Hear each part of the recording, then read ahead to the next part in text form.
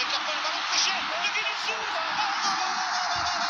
Le cadeau, quel cadeau! বিশ্বকাপে group পর্বের শেষ ম্যাচে স্কটল্যান্ডের বিপক্ষে মাঠে নামেন 5 বারের বিশ্ব চ্যাম্পিয়ন ব্রাজিল। ম্যাচ শুরুতে স্কটল্যান্ড ডিফেন্ডারের ভুলে গোল করেন ব্রাজিল তারকা ভিনিসিয়াস জুনিয়র। ম্যাচের ৭ম মিনিটে গোলের দেখা পান তিনি। প্রথম গোলের রেশ কাটতে না কাটতে আবারও গোল। ম্যাচের ২২তম মিনিটে তিনি এবার রেফারির চোখ ফাঁকি দিলেও বাদ যায়নি ভিএআর। সেখানে চেক করে দেখেন তিনি নিজেই ট্যাকেল করে ফাউল করে বল নিয়ন্ত্রণে নিয়ে গোল করেন। পরবর্তীতে বাতিল হয় সেই গোল।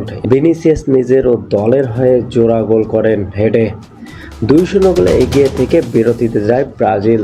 বিরতি থেকে ফিরে আবারও ভিনিসিয়াস ম্যাচের ৫২ মিনিটে হ্যাটট্রিক পূর্ণ করার সুবর্ণ সুযোগ নষ্ট হয়। তার নেওয়া শট আটকে দেন স্কটিশ গোলকিপার।